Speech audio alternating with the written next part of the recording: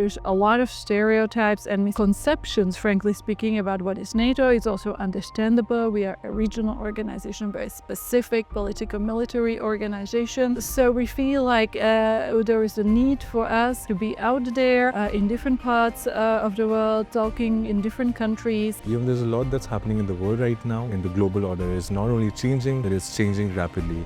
So how is NATO looking at the world right now? And what do you have to say on that? Where does India figure into the eyes of NATO or its thinking, and what can you tell us about? And by the way, we have been talking to India for many years. You know that NATO was involved in military operation next door in Afghanistan for many years. So of course we came across discussing a lot of the regional issues with Indian interlocutors before.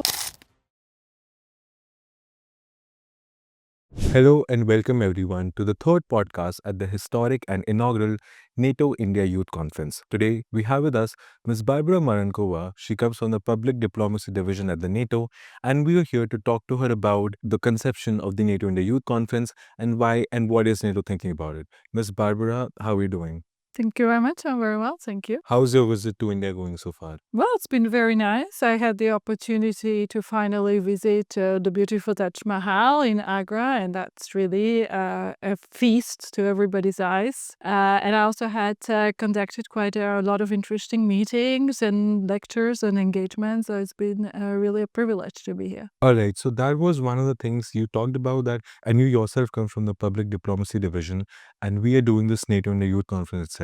So one of the questions that we would have for you is, when NATO agreed, or when your division agreed to do this conference, what's the sort of thought process that went behind then saying yes, right? That, hey, this seems like a good idea, let's do it. And can you tell us about why is NATO starting to increase its pitch for talking to people and talking to organizations? What's happening? So from the perspective of where I work at the NATO's Public Diplomacy Division, this is actually our mandate. It's our daily work is to do public engagements, public outreach in our member states. Obviously, first and foremost, as you know, NATO has 32 member states, so they are our first stakeholders, if I can put it this way. But we also have other countries around the world with whom we want to show what NATO is doing. There's a lot of stereotypes and misconceptions, frankly speaking, about what is NATO. It's also understandable. We are a regional organization, very specific political military organization. So we feel like there is a need for us to be out there in different parts of the world, talking in different countries and engaging with different actors in civil society, media, policymakers, but also youth is a very important audience to us. So when I was approached with the proposal, or at the beginning it was really just an idea, but this is usually how things happen, right? You have some idea and then people work hard and make it happen, and then here we are today.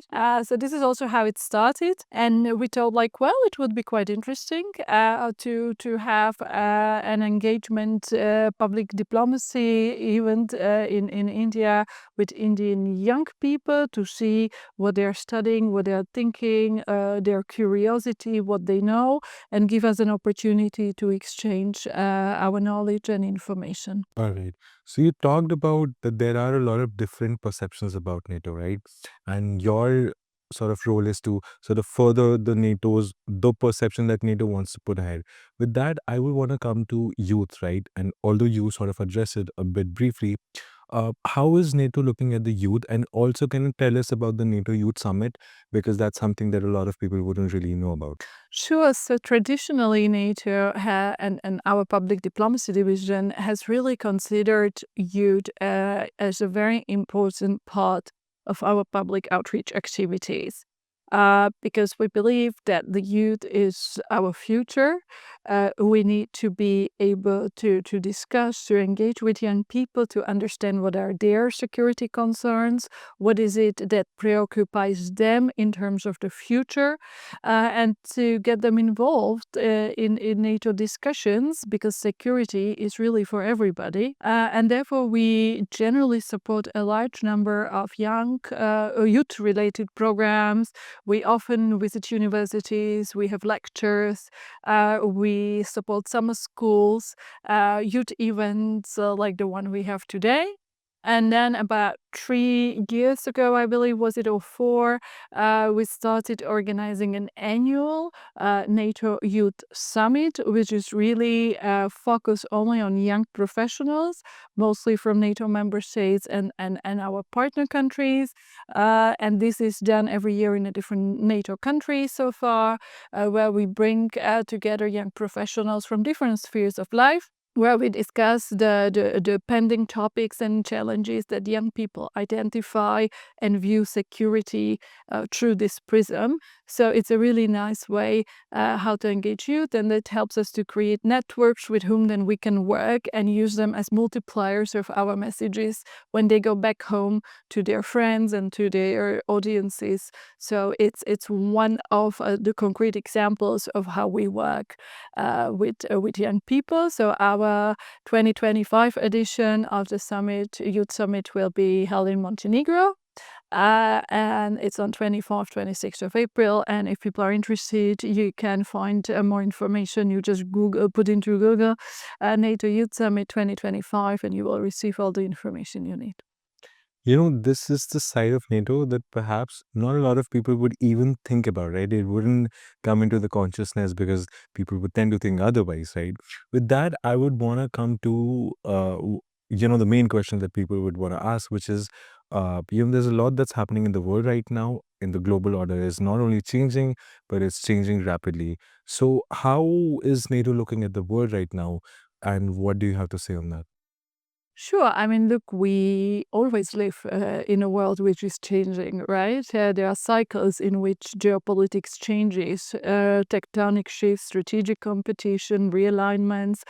So this is something that we are used to, we understand, and therefore we tend to adapt. So if you would look at the history of NATO, the different etaps or phases that NATO went through since its inception in 1949, obviously, today we have a very different NATO than we had in 1949. We have almost tripled the number of our member states. We have not only collective defense as the core of NATO, but we also added 2 core tasks to NATO, which is collective security, so that's our partnerships, but also conflict prevention. We went to out-of-area operations. We have also started to look at what we call new threats and challenges, which are really so wide-ranging, from cyber attacks to hybrid threats to covert, overt influence operations, information threats to our societies, resilience. So these are all the topics that we didn't talk about as NATO, and we didn't have NATO policies 10 years ago or 15 years ago. And yet here we are today with already having a second NATO AI strategy, for example. So we really look at first a 360-degree approach to our security in terms of geography, but also looking at threats and challenges that come from different areas and different domains, because this is extremely important for NATO to have this situational awareness, to have this understanding of the different threats. How can they impact our collective security, and how can we prepare, mitigate, and deter? Because at the end of the day, our main job is collective security for our member states. All right, you gave a very elaborate dissertation, and one of the things that I'd like to really sort of ask you about again is that, and it's going to be like a fire round question. So you said that how in 10 years there's a lot changed now. NATO's looking a lot more. Tell me, in 5 years, which technology do you see NATO would be making strategy for? Oh, now you got me there. Honestly, I think the quantum technologies, quantum computing, extremely important for the future, important for us to maintain the technological edge. Many countries are developing modern technologies, including obviously India. AI-generated technologies, particularly in the military use, but also the importance of drones and other objects, satellite communication, satellite images. So a lot of stuff out there. you would really need to pick someone who's really specializing in innovation and technologies. But I think the speed with which technology is advancing is just unprecedented. I mean, I'm sure even if I would have asked Sam Altman about this, he would have given a similar answer like you, because who can say with surety, right, that this technology is going to be there? But then again, the world is changing. And you talked about India, and you said that India is doing its own things in the quantum world. So that brings my attention to India. And imagine, if someone told me 5 years ago, let's imagine 5 years ago, my own world, if someone told me that, hey, one day you're going to be asking an officer from NATO about what do they think about India, I would have been freaking out. But guess what? Here I am. And that's what I'm going to do to you, right? NATO, you're here and there's a lot of dialogue happening. There's room for cooperation. Where does India figure into the eyes of NATO or its thinking? And what can you tell us about that? Sure. So I will probably be a little bit bureaucratic right now, but I apologize to the viewers for this. This is my little sales pitch. Because NATO adopted a strategic concept. This is our main strategic document for about mid to short term, so 5 to 10 years usually. The last one we adopted was in 2021. And there we really specify why we think that cooperative security is important, why we think that for NATO, looking beyond these borders, engaging with different countries in different formats is important. And here comes obviously India, but also many other countries who are, extremely important geopolitical players, with whom we believe if we enter into a dialogue on different levels, we can certainly find some understanding. This does not mean that NATO will in any way be evolving in this region. That's absolutely not the case. We are a regional organization in North Atlantic, and that's where we will remain. But this doesn't exclude us talking with many other countries in the world. And by the way, we have been talking to India for many years. You know that NATO was involved in the military operation next door in Afghanistan for many years. So, of course, we came across discussing a lot of the regional issues with Indian interlocutors before. So there is always scope for dialogue, and this is what we are looking for. All right. Another quick question for you, ma'am.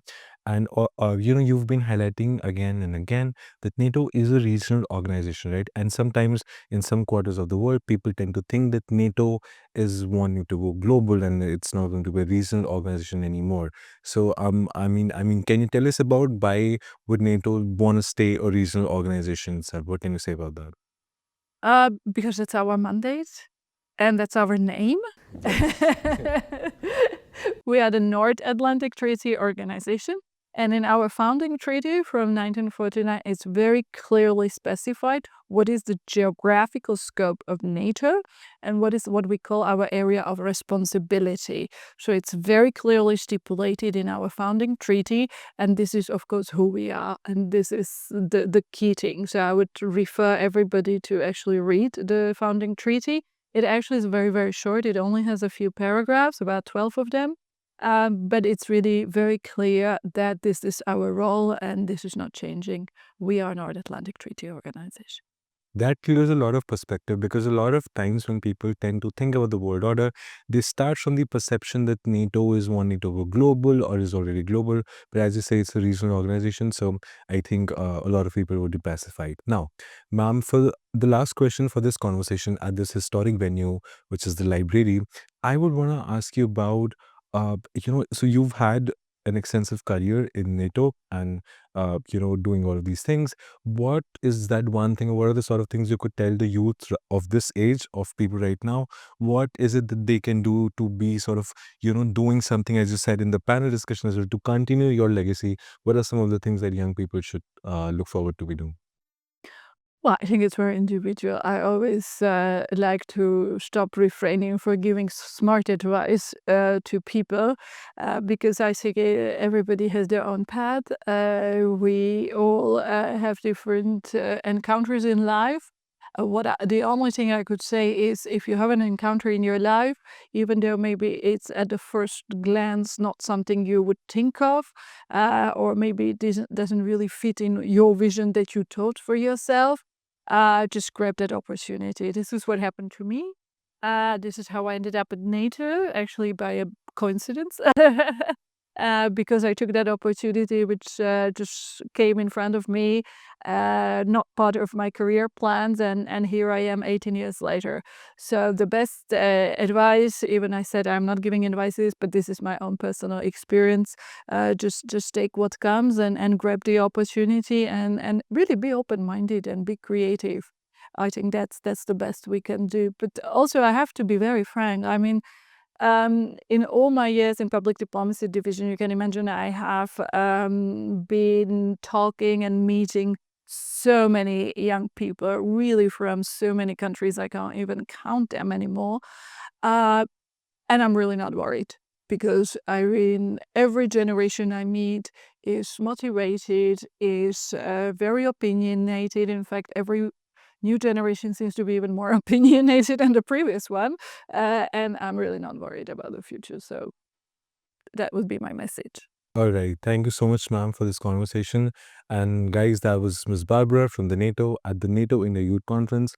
Thank you so much for watching in, and have a great day. Thank you so much, ma'am. Thank you.